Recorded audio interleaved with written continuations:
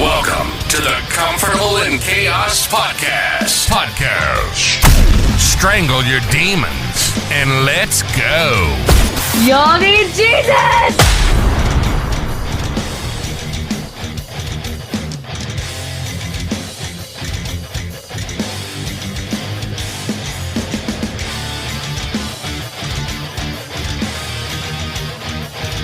And now I'm lost at the drive, I'm lost in the car. Guess when you lose someone, you find out who you are. Now I'm rolled up, broken in and moving along. I'm moving along, but all I've got left is coffee and cigarettes, mixtapes on old cassettes, and a picture that you put in a letter. You were the best that I ever had. Baby, you got me bad. Welcome to the Comfortable in Chaos Podcast. I am your host, Eric Hellberg. And you know we're like Einstein over here, man. We have no special talents. We're just passionately curious about all things pertaining to men. We're living a month and a day, of course, always. And we want to know how the hell it is that we got here, and what is it that we're going to do about it? All right, man, let's get started. That's another song by the Night Game called Coffee and Cigarettes. Of course, I started one, I think that was Once in a Lifetime on yesterday's episode. I'm vibing to the Night Game. I'm on a kick. I forgot about their songs, but they're in my head now. How many things do we have in our head, man? How many things do we have to do? Well, let's start off with Kyle Rittenhouse. You remember that back, I believe that was 2017, 18 or so. And young Kyle, he was actually from Illinois, but he knew about all these BLM riots, the Antifa stuff, all that good stuff. And he's like, I'm going to go to Kenosha, Wisconsin. And he took his long gun with him, which is perfectly lawful. Had it slung down. Part of our Second Amendment rights, because he knew how crazy these things were getting. And in his testimony, he said he simply went to have the ability, if necessary, to defend himself and or other lives and the property therein where he would be standing, walking, and or taking part. Well, what ensued? It was a total damn melee. And we kind of found out that these BLM protests are not that peaceful. In fact, they're kind of completely, what would you call it? Anarchy. Talking Molotov cocktails, breaking windows, turning cop cars upside down, breaking into storefronts. Doesn't matter if they're black businesses or not. Well, it culminated with 2 young men being killed that had attacked Kyle. And what did the media, including even President Biden later down the road once he got elected and this stuff was pursuing its course, calling him a white supremacist and a racist, and that he went there to kill black people. Well, guys, did you know the 2 people that died tragically were actually white? Oh, yeah, they weren't black at all. And did you know the mob around Kyle, by which he had to draw his weapon and exercise his right of self-defense, were also white? It is a conflagration of a movement. It's filled with all kinds of transgender people, Muslim people, black people, white people, everything left in the world. I think it is just a group of mad and frustrated young people organized primarily by old white people. Old white people are the ones funding your BLM movements, people. Why don't we all start working together and change this naivete and this bullshit that they're feeding us? They want us all to kill each other. But anyways, back to Kyle. So he kills 2 white dudes that were trying to kill him. But Whoopi Goldberg, of course a black woman, she opened her big mouth, didn't she? She said he ought to be buried, never come out of prison, maybe even worse. Oh yeah, He was definitely a Klansman and a white supremacist. Well, guess what? The media and everyone concerned has bankrupted that family. They have made it almost impossible for him to live. But he is starting to get justice. He has a very good legal team, many of whom have now come on board to help him and not charge him. Did you know they just put a lien because of a judgment received against Whoopi Goldberg that she doesn't have the ability to pay, at least in liquid funds? And I'm sure she'll fight it. Maybe she'll get Ted Danson to help her, or her old white husband or boyfriend. I don't know. When he came out in blackface, that was cool. Whoopi was in whiteface. I don't know. He's a cracker. She's black. We still don't know what's going on. But did you know that the Rittenhouse defense team has now filed a lien on Whoopi's $27 million mansion in Hollywood? Good for you, Kyle. And under those same principles, his legal team is now exploring the idea that since Joe Biden has defamed him so much and so readily, maybe Joe Biden can be a culprit as well. That would be fantastic. He has seemingly gotten away with everything else.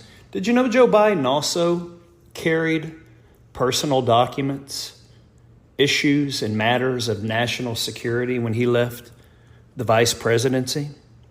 And they ended up at his private residence in Delaware. Merrick Garland won't tell you this. And of course, we know that he breached sensitive data.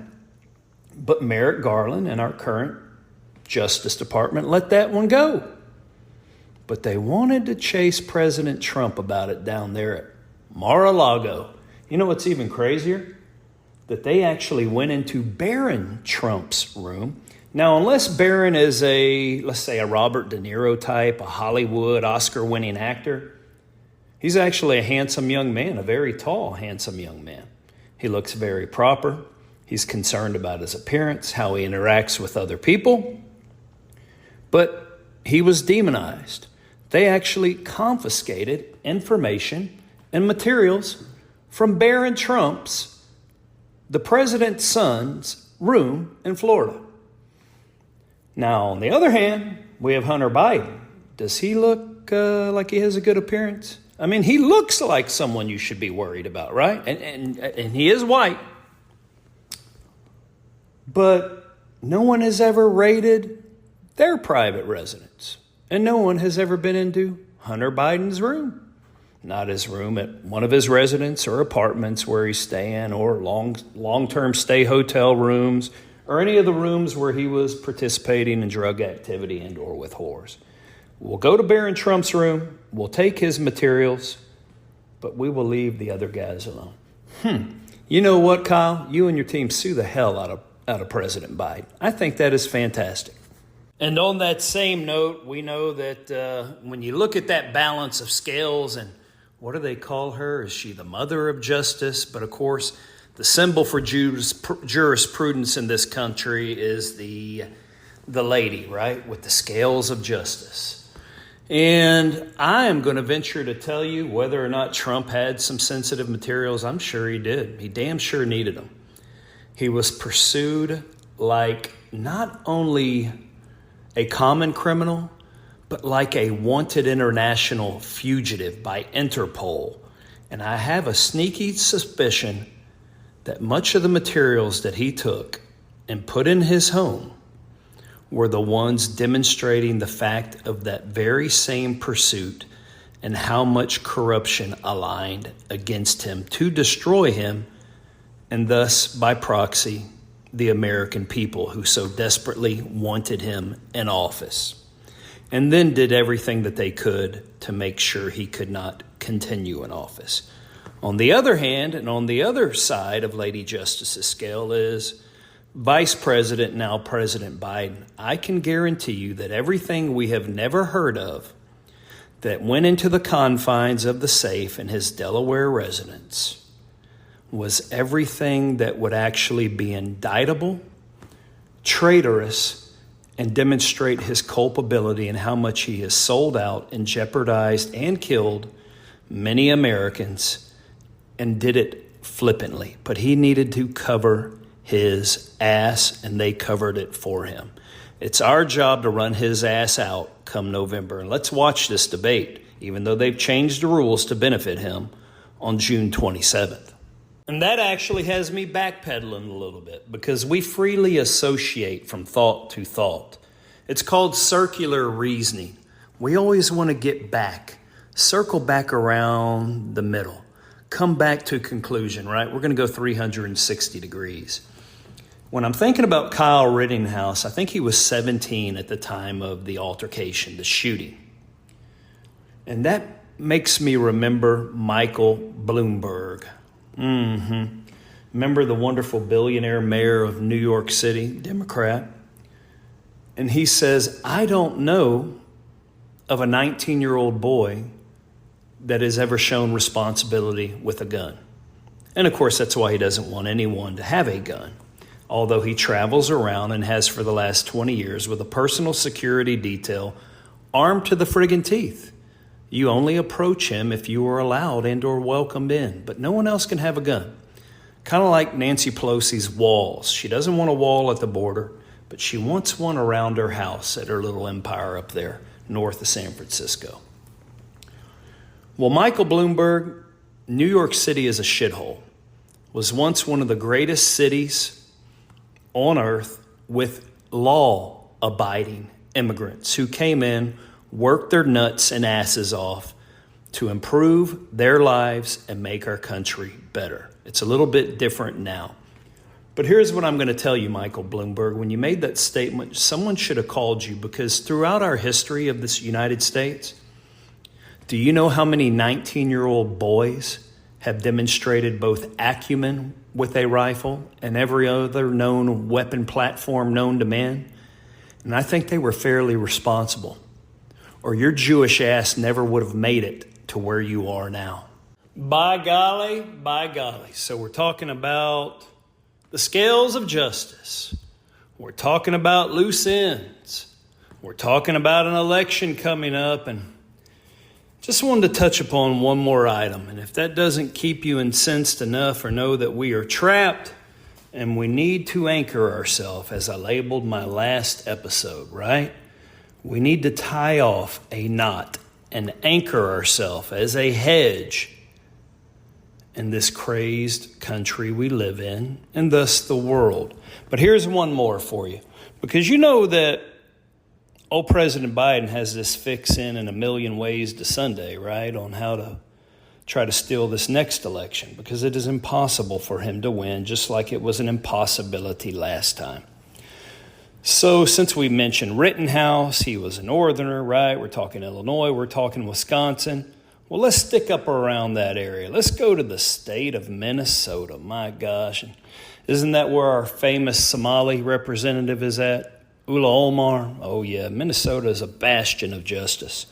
Well, did you know their current attorney general and all states' attorney generals have presiding authority over the electoral process anytime there is a discrepancy that has been adjudicated or seen to by that state's Secretary of State. So as the state's chief law enforcement officer, they can take action or not take action, but it is always good to have someone in your pocket, kind of like this Mershon in the Trump trial. Well, Minnesota has a new attorney general, and he's a black man by the name of Keith Ellison. Oh, yeah. But he's an American success story. He was one of 5 kids, grew up in Detroit, another Democratic shithole, run to hell, not safe to be in. By all accounts, he's done amazing. But did you know when he was running during that campaign, then running for Attorney General of the great state of Minnesota, a hardy, free people up there, not so much anymore, he beat the living crap. I'm looking at her photographs right now. He beat the living crap out of his white girlfriend. And I was just wondering where the Me Too or Black Lives Matter was, or any of this stuff. That her whole cheek is as big as a softball, yellow in color from the bruising, a hematoma, and the vessel's all ruptured in her right eye. It looks like she got in a fight with, I'm not going to say Roberto Duran. Let's just say George Foreman. swelling so severe, the bruising so massive and nasty that all around her chin and all around her lips going down to her neck is black. How many times did this wonderful Democratic, now Attorney General, it didn't affect him getting into office. Maybe he needed to beat up 3 or 4, not just one white lady. It didn't affect them one iota. But there is your other scale of justice. So men, this is where I am going. And we know that since we are talking about law, judging, equity, there's really only one thing that you can anchor yourself and or tie your knot to in this fallen world. And that is the Lord. So let's take a different approach. This is where I am going, and I hope that you will go with me. Not because of something that I have done well, but because I am a fallen man just like you guys. And I am desperately in need of a Savior. And I want us to do this together. Let whatever good can be illuminated out of us that comes from Him be shown to the rest of this craziness. That just may be our first step. And I'm going to tell you our verse of the day. Our verse of the day for today is going to be a powerful reminder, men, that no matter how dark the world around us may seem, we have a light that can never be extinguished. And if you feel like you're barely crawling along, let this be the little flicker of the pilot light that gets things starting to warm up, because you were endowed with that from your Creator. You were born with it. This world will try to snuff it out and snuff you out. It's happened to me before. I don't want it to happen to you. So here we go. Isaiah chapter 60, verse 1. Arise, shine, for your light has come, and the glory of the Lord rises upon you. Hold on to it, men. That's where we are going. So until next time on the Comfortable in Chaos podcast, I bid you bon voyage, my burgeoning flock. Until next time, like and subscribe to the Comfortable in Chaos podcast.